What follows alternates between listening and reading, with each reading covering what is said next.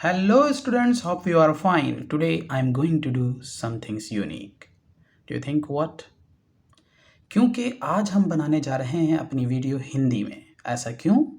क्योंकि बहुत सारे बच्चों ने मुझसे रिक्वेस्ट की व्हाट्सएप ग्रुप पर, टेलीग्राम चैनल पर और फिर इंस्टाग्राम पर भी बहुत सारे बच्चे कह रहे थे कि सर हम हिंदी में बेहतर वे में समझ सकते हैं। तो आप अपनी वीडियोस को थोड़ा हिंदी में बनाइए और लिखा हुआ इंग्लिश में हो, लेकिन आप हमें समझाइए हिंदी में। क्योंकि मुझे भी लगता है कि मदर टंग में एक रीजनल लैंग्वेज में हमें बात करनी चाहिए ताकि सारे बच्चे आसानी से समझ सकें। हमारी वीडियोस को देखने वाले ज़्यादातर बच्चे इंडियंस ही हैं, तो इसलिए आज मैं कोशिश कर रहा हूं कि अपनी वीडियो को प्रॉपरली हिंदी में बनाऊं और साथ साथ मैं आपको इंग्लिश में भी एक्सप्लेन करूंगा ताकि सारे बच्चों को समझ में आ सके। हमें सबको इंक्लूड करना है। ओके, तो स्टार्ट करते हैं बिना देरी किए। But before I request you to like, share and subscribe my channel. And अगर आपको लगता है कि इससे बेहतर कोई और वीडियो किसी और टॉपिक पे आप चाहते हैं, किसी भी चैप्टर की, आप कमेंट कर सकते हैं मुझसे व्हाट्सएप चैनल पर या फिर टेलीग्राम चैनल, कहीं पर भी आप मुझे बता सकते हैं। मैं अपना टाइम निकाल कर आपके लिए वीडियो बनाऊंगा, क्योंकि मैं आपके लिए हूँ। ओके, और आप मेरे लिए। ओके, चलिए स्टार्ट करते हैं बिना देरी किए। Before that, don't forget to like, share and subscribe. Do you know what's our today's topic? आज का हमारा टॉपिक है डाइपोल मोमेंट। ये केमिकल बॉन्डिंग चैप्टर का टॉपिक है। Chemical bonding class 11 chapter number 4। Okay, dipole moment बहुत ज़्यादा important है। क्यों? ऐसा इसलिए क्योंकि डाइपोल मोमेंट टॉपिक से सीबीएसई स्कूल लेवल पर एग्ज़ाम में क्वेश्चन बहुत ज़्यादा पूछे जाते हैं। लाइक NH3 और NF3 मॉलिक्यूल्स के बीच में पोलरिटी प्रिडिक्ट करना, कौन सा ज़्यादा पोलर है, कौन सा कम पोलर है, किस तरह से आप पोलरिटी डायग्राम बनाएंगे। ओके, और आज की वीडियो में हम स्कूल लेवल से नीट लेवल और जेई लेवल तक के पूछे जाने वाले क्वेश्चंस और उनकी ट्रिक्स के बारे में बात करेंगे। यहाँ पर मेरा यहाँ पर मकसद ये नहीं है कि मैं डाइपोल मोमेंट को बहुत डिटेल में लेंथी वीडियो बना के आपको समझाऊं।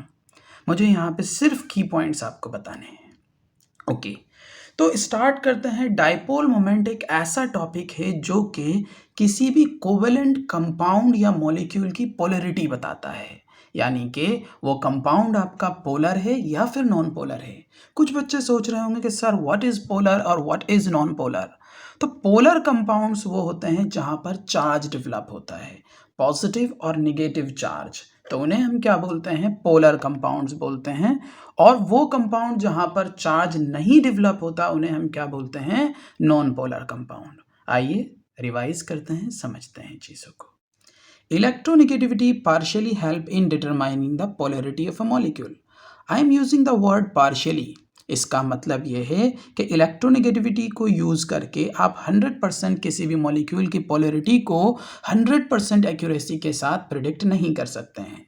आपको कहीं ना कहीं डाइपोल मोमेंट की हेल्प लेनी ही होगी। तो मैंने ये वर्ड यूज़ किया है, electronegativity partially helps in determining the polarity of a molecule.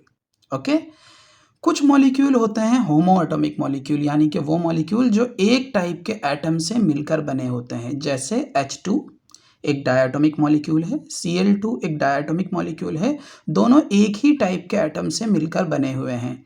P4 ये टेट्रा एटॉमिक मॉलिक्यूल है, सारे ही फास्फोरस एटम हैं। सल्फर S8 ये ऑक्टा एटॉमिक मॉलिक्यूल है, सारे ही यहाँ पर सल्फर एटम हैं। तो जब एक जैसे एटम से मिलकर मॉलिक्यूल बनते हैं तो प्यारे बच्चों उसे हम क्या बोलते हैं? होमो एटॉमिक मॉलिक्यूल्स।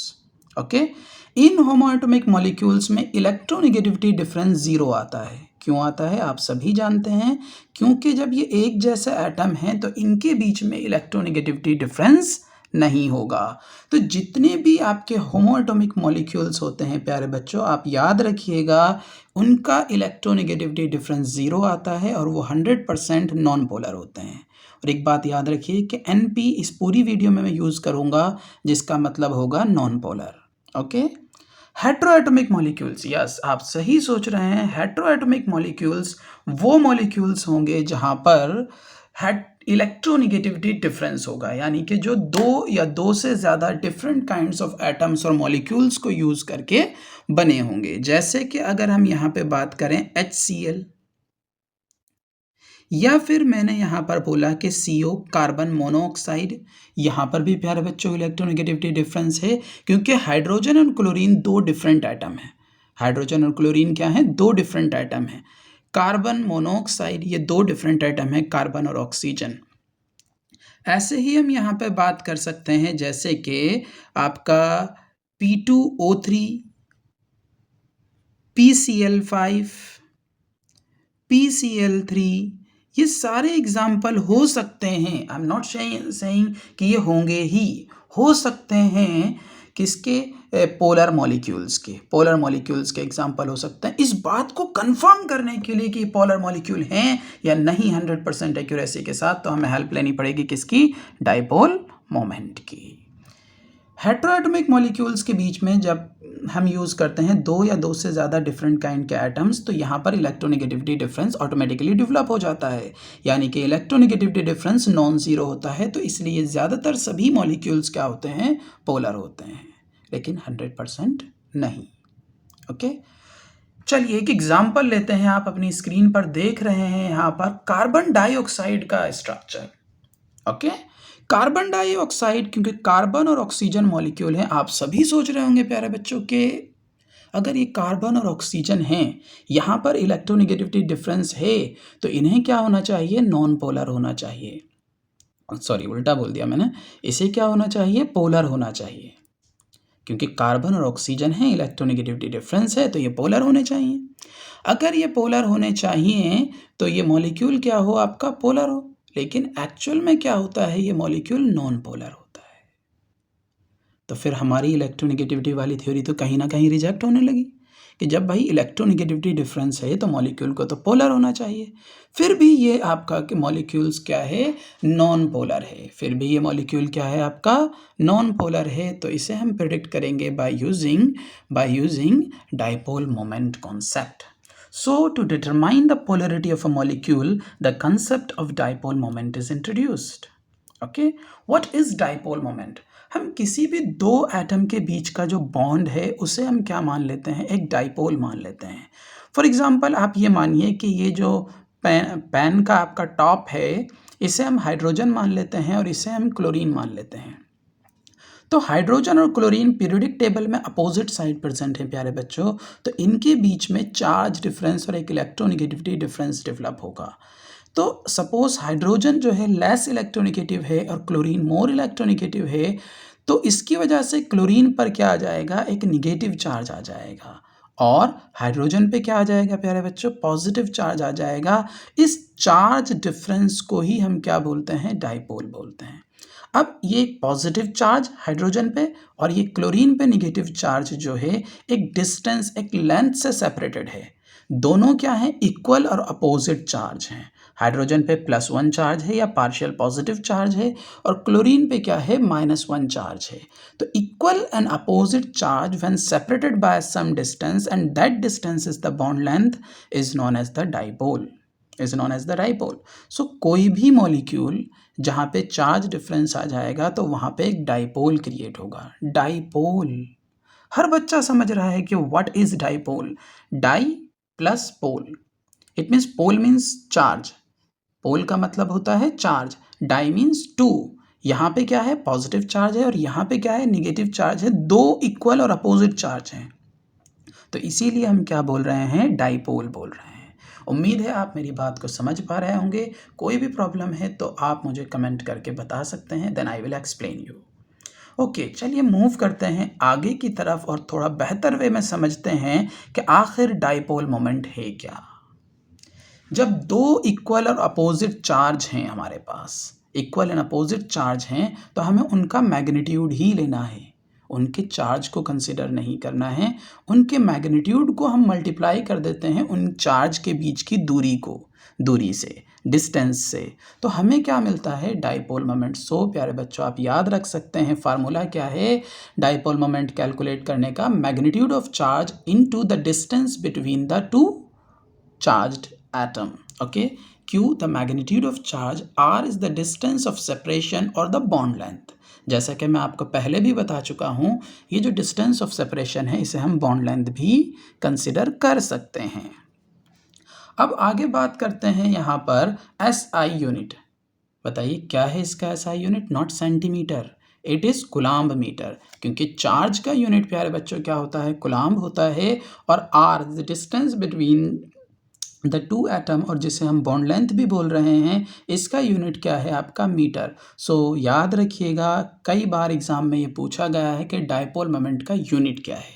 वो क्या है? कुलाम्ब मीटर। हाँ, डायपोल मोमेंट का यूनिट कुलाम्ब मीटर के अलावा एक और यूनिट होता है, उसके बारे में अभी मैं थोड़ी देर में डिस्कस करूँगा। ठीक है, आइए अब आगे बात करते हैं, क्योंकि डायपोल मोमेंट है ये हमारे पास। तो डायपोल मोमेंट जो आपका प्यारे बच्चों ओरिजिनेट हो रहा है वो पॉजिटिव चार्ज से। ये एग्जांपल अभी मैं ले भी चुका हूँ। डायपोल मोमेंट ओरिजिनेट हो रहा है कहाँ से? पॉजिटिव चार्ज से, और टर्मिनेट कहाँ पे हो रहा है? निगेटिव चार्ज पे। तो इसका मतलब डायपोल मोमेंट का एक डेफिनेट, एक प्रिसाइज डायरेक्शन है। ये किसी भी रैंडम डायरेक्शन में नहीं मूव कर सकते हैं। तो इसका मतलब ये हुआ कि डायपोल मोमेंट क्या है? एक वेक्टर क्वांटिटी है। डायपोल हमेशा ओरिजिनेट होता है पॉजिटिव टर्मिनल से और निगेटिव टर्मिनल पर ख़त्म होता है। मेरी इस बात को ध्यान से सुनिएगा। डायपोल मोमेंट हमेशा शुरू होता है, स्टार्ट होता है पॉजिटिव टर्मिनल से और ख़त्म होता है कहाँ पर जाकर? निगेटिव टर्मिनल पे जाके ख़त्म हो जाता है। तो डायरेक्शन ऑफ डायपोल मोमेंट क्या होगा? From positive terminal to negative terminal. इसी तरह से आप कार्बन डाइऑक्साइड के बारे में प्यारे बच्चों मैंने बात की थी कि ये मॉलिक्यूल लगता तो है कि इसे पोलर होना चाहिए, लेकिन ये नॉन पोलर होता है। क्यों? क्योंकि देखिए, कार्बन से ऑक्सीजन की तरफ आने पे डायपोल मोमेंट का डायरेक्शन ये होगा, क्योंकि डायपोल स्टार्ट पॉजिटिव टर्मिनल से होगा और निगेटिव टर्मिनल पे ख़त्म होगा। इसी तरह से यहाँ पर भी पॉजिटिव टर्मिनल से शुरू हुआ, निगेटिव टर्मिनल पे ख़त्म हुआ। और आप सभी बच्चे फिज़िक्स में वेक्टर पढ़ चुके हैं। ये दो इक्वल एंड अपोजिट वेक्टर हैं, तो इनका जो मैग्नीट्यूड, जो रिजल्टेंट होगा वो क्या होगा? ज़ीरो होगा। जब दो इक्वल और अपोजिट वेक्टर्स का रेजोल्यूशन या सम निकाला जाता है तो वो क्या आता है? आपका ज़ीरो आता है। तो इसीलिए प्यारे बच्चों, कार्बन डाइऑक्साइड पहली नज़र में हमें धोखा दे सकता है कि वो एक पोलर मॉलिक्यूल है, लेकिन प्यारे बच्चों वो रियल में क्या होता है? एक नॉन पोलर मॉलिक्यूल होता है, क्योंकि उसके डायपोल मोमेंट का सम, या फिर प्यारे बच्चों आप ये बोल सकते हैं कि वेक्टर का सम क्या आता है? ज़ीरो आता है। ओके, ये बात आप रीड कर सकते हैं। अब vector quantity bond dipole originate from positive terminal, bond dipole originate from the positive terminal and move toward the negative terminal। उम्मीद है आपको ये बात समझ में आ गई होगी। चलते हैं अब अगले पॉइंट की तरफ कि net dipole is a vector sum of all bond dipole present in a molecule. Her bond का अपना अपना एक एक डाइपोल होता है। जैसे कार्बन डाइऑक्साइड में दो डाइपोल हैं, तो इनका जो वेक्टर सम होगा वही नेट डाइपोल को रिप्रेजेंट करेगा। और हम किसी बॉन्ड डाइपोल से पोलैरिटी या नॉन पोलैरिटी नहीं प्रिडिक्ट कर सकते हैं। हमें नेट डाइपोल मोमेंट को कैलकुलेट करना होगा, और नेट डाइपोल मोमेंट को हम म्यू से रिप्रेजेंट करते हैं, जैसा कि हम पहले भी डिस्कस कर चुके हैं। आप यहाँ पर देख रहे हैं, mu is equal to magnitude of charge into the distance between. Okay, if vector sum of the bond dipole mu is zero. अगर आपने क्या किया, सारे वेक्टर्स को, किसी भी मॉलिक्यूल के सारे वेक्टर्स को ऐड किया, जैसे कि कार्बन डाइऑक्साइड के अंदर दो डाइपोल मोमेंट हैं, इनको ऐड किया और इनका रिजल्टेंट प्यारे बच्चों अगर ज़ीरो आ जाता है तो आप याद रखेंगे कि वो मॉलिक्यूल क्या होगा? नॉन पोलर होगा। ओके, और अगर उनका सम नॉन ज़ीरो आता है, उनका सम क्या आता है? नॉन ज़ीरो आता है, तो वो मॉलिक्यूल क्या होंगे? आपके पोलर होंगे। ओके, और ये हमेशा अनसिमेट्रिकल ये और एंगुलर स्ट्रक्चर होते हैं। ओके, अब मैंने जैसा कि आपसे वादा किया था कि मैं आपको डाइपोल मोमेंट का एक और 5 यूनिट बताऊंगा कि डाइपोल मोमेंट को हम मेज़र करते हैं प्यारे बच्चों in terms of debye. Capital D से इसको रिप्रेजेंट किया जाता है। 1 डिबाई की जो वैल्यू होती है 3.33 इंटू 10⁻³ कुलाम मीटर। ये क्वेश्चन एग्जाम में 2 बार पूछा जा चुका है, जहाँ तक मुझे याद है कई कम्पिटिटिव एग्जामिनेशन में। The value of 1 debye is, so आप इस वैल्यू को याद रख सकते हैं। आपके लिए 1 मार्क्स रखे हुए हैं। ओके, अगर आपको ये वैल्यू याद है डायरेक्ट आप टिक कीजिए और +1 मार्क्स आप गेट कर सकते हैं। ओके, अब फिर इसके बाद एक चीज़ है, आप सोच रहे होंगे, कुछ बच्चे एकदम से परेशान हो गए होंगे, सर हम कैसे पता लगाएंगे, कैसे वेक्टर सम, हमारा वेक्टर टॉपिक कमज़ोर है कि वेक्टर सम हम कैसे कैलकुलेट करेंगे। तो इसके लिए अगले पेज पे मैं आपको बताऊंगा एक ट्रिक कि बिना वेक्टर सम कैलकुलेट करे भी आप क्या कर सकते हैं, पोलरिटी को प्रिडिक्ट कर सकते हैं। लेकिन वो जो ट्रिक है प्यारे बच्चों, वो स्कूल एग्जामिनेशन में वैलिड नहीं हो पाएगी, वो ट्रिक आपके सिर्फ एमसीक्यू में वैलिड हो पाएगी। ओके, तो दोनों चीज़ों को आपको, अगर आप क्लास 11th का एग्ज़ाम देने जा रहे हैं तो दोनों तरीके से आपको समझना ज़रूरी है। हाँ, एक चीज़ आगे चलने से पहले मैं डिस्कस करना चाहता हूँ। यहाँ पर जो बच्चे ऐसा सोचते हैं जिनके पास बायोलॉजी बैकग्राउंड है, सर हमें कैलकुलेशन से बहुत डर लगता है, तो मैं आपको ये बता दूँ कि यहाँ पर आपको प्यारे बच्चों बिल्कुल कैलकुलेशन करने की ज़रूरत नहीं है। यहाँ पे कोई कैलकुलेशन की रिक्वायरमेंट नहीं है, बस आपको एक अंदाज़न प्रिडिक्ट करना है कि डायपोल मोमेंट ज़ीरो आ सकता है या नॉन ज़ीरो आ सकता है। और अगर आप सिर्फ कॉम्पिटिटिव एग्जामिनेशन की तैयारी कर रहे हैं तो फिर उससे भी घबराने की ज़रूरत नहीं है। मैं अगली कुछ ही चंद मिनट में आपको एक ऐसी ट्रिक बताने वाला हूँ जिससे आप किसी भी मॉलिक्यूल की पोलरिटी आसानी से पता लगा सकते हैं। हाँ, तो मैं ये बताने वाला था आपको, no need to calculate the exact dipole moment, appropriate idea is enough. तो आप खुश हो गए होंगे। ओके, चलिए आपकी खुशी को और बढ़ाते हैं और अब बात करते हैं ट्रिक्स की कि किस तरह से हम डायपोल मोमेंट को कैलकुलेट कर सकते हैं। ओके, तो डायपोल मोमेंट को कैलकुलेट करने के लिए प्यारे बच्चों हमारे पास एक प्रिडिक्टिंग मेथड है। देखिए, predicting the polar and non polar molecules without drawing the structure. तो ये आपके लिए टाइम सेविंग भी होगा और बहुत आसानी से आप किसी भी मॉलिक्यूल का स्ट्रक्चर, पोलरिटी, नॉन पोलरिटी आप प्रिडिक्ट कर सकते हैं।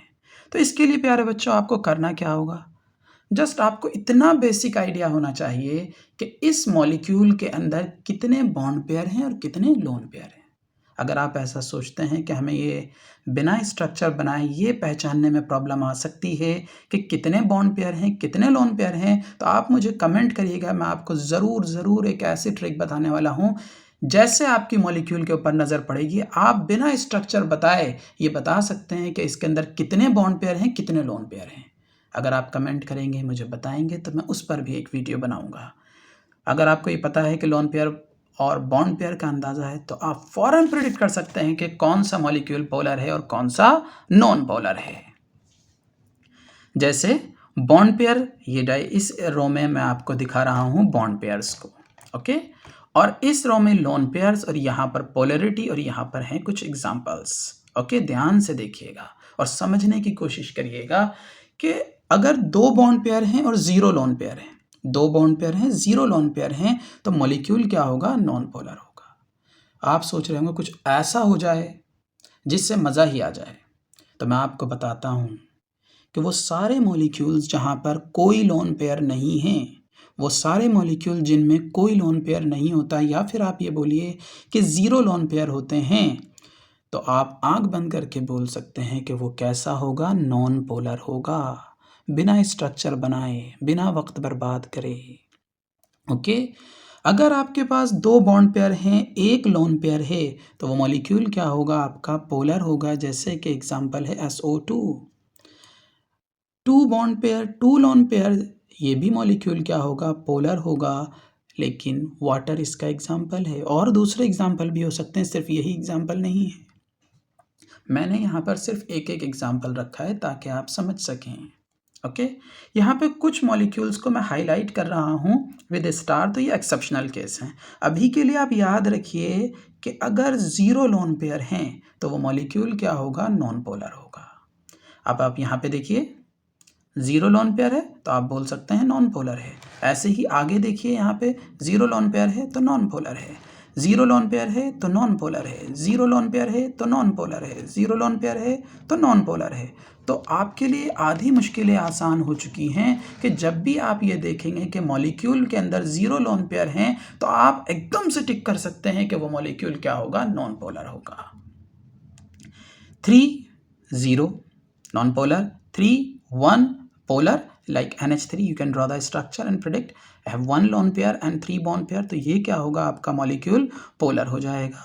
3 बॉन्ड पेयर हैं यहाँ पर हमारे पास और 2 लोन पेयर हैं जैसे कि ClF3 में होते हैं, तो ये मॉलिक्यूल क्या होगा, पोलर होगा। इनके स्ट्रक्चर के बारे में मुझे जहाँ तक लग रहा है कुछ बच्चे परेशान हैं कि हम कैसे स्ट्रक्चर बनाएंगे, तो मेरी अगली वीडियो होने वाली है कि किस तरह से हाइब्रिडाइजेशन से आप इस स्ट्रक्चर को प्रिडिक्ट कर सकते हैं। ओके, तो 4 बॉन्ड पेयर हैं अगर हमारे पास, 0 लोन पेयर, तो ये आपका नॉन पोलर होगा, CH4 एग्जाम्पल हो गया।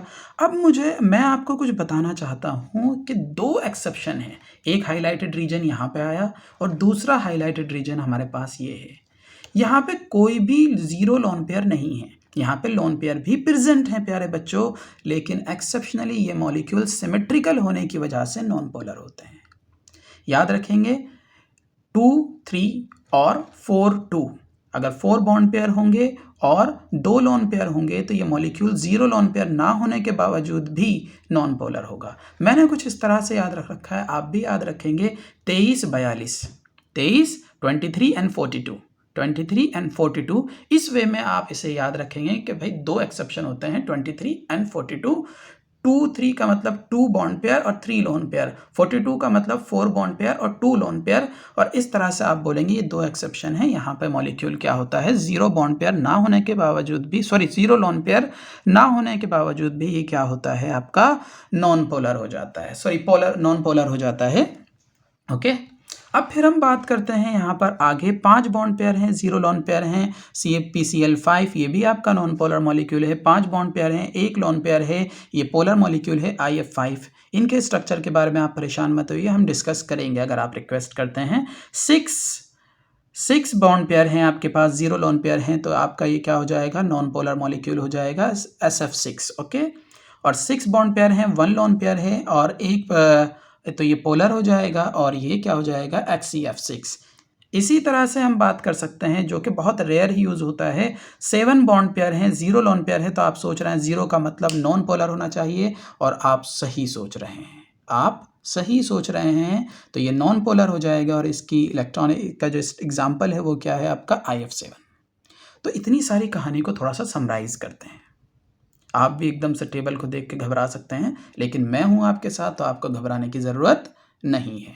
ओके, फिर भी थोड़ा सा आपकी तसल्ली के लिए मैं आपको बताता हूं कि super tricks, if 0 lone pair are present तो कंपाउंड हमेशा नॉन पोलर होगा। लेकिन 2 एक्सेप्शन है जिनके बारे में मैं डिस्कस कर चुका हूं, बॉन्ड पेयर, लोन पेयर। तो अगर 2, 3 और 2, 4, 23 एंड 42, तो ये एक्सेप्शनल केस हैं जहाँ पर ये मॉलिक्यूल क्या होते हैं, आपके नॉन पोलर होते हैं। ओके, तो आज की वीडियो के लिए इतना ही। हम अगली वीडियो में मिलते हैं कुछ ज़्यादा ट्रिक्स के साथ, कुछ उन एग्जांपल्स के साथ जहां पर प्रीवियस एग्ज़ाम लाइक नीट और जेईई में क्वेश्चंस पूछे गए हैं। उन एग्जांपल्स को डिस्कस करेंगे जहां पर थोड़ा बहुत बच्चों को कन्फ्यूज़न हो जाता है कि ये मॉलिक्यूल पोलर होगा या नॉन पोलर होगा, और कुछ रूल्स के साथ मैं अगली वीडियो में आने वाला हूँ जिनसे आप आसानी से मॉलिक्यूल्स की पोलरिटी को प्रिडिक्ट कर सकते हैं। लेकिन ये चार्ट आपके लिए मोर देन इनफ है 70 to 80% कॉम्पिटिटिव एग्जाम्स क्वेश्चंस को सॉल्व करने के लिए, यानी कि उनकी पोलरिटी, नॉन पोलरिटी को पता लगाने के लिए। फिर भी कुछ exceptional case like JEE main and advance की अगर हम बात करें, जो रह जाते हैं क्वेश्चंस, तो उनके बारे में हम पार्ट 2 में बात करेंगे। Thank you for watching this video. आप सभी से रिक्वेस्ट है कि मेरे इस चैनल को ज़्यादा से ज़्यादा शेयर करें और अपने फ्रेंड्स, जानने वाले दोस्त जो कि क्लास 11, 12 में पढ़ रहे हैं या फिर किसी भी कॉम्पिटिटिव एग्जामिनेशन की तैयारी कर रहे हैं, तो उन्हें प्लीज़ इस वीडियो को शेयर करिए और भूलिए मत। ओके, आप जब भी रिक्वेस्ट करेंगे मैं आपके लिए नई वीडियो के साथ आऊँगा, और मेरा इस चैनल का मकसद ही ये है कि शॉर्ट ट्रिक्स के थ्रू टाइम सेविंग मोड में किस तरह से हम ज़्यादा से ज़्यादा क्वेश्चंस को सॉल्व कर सकते हैं। Thank you for watching this video. Meet you soon in the next video. Take care. Thank you.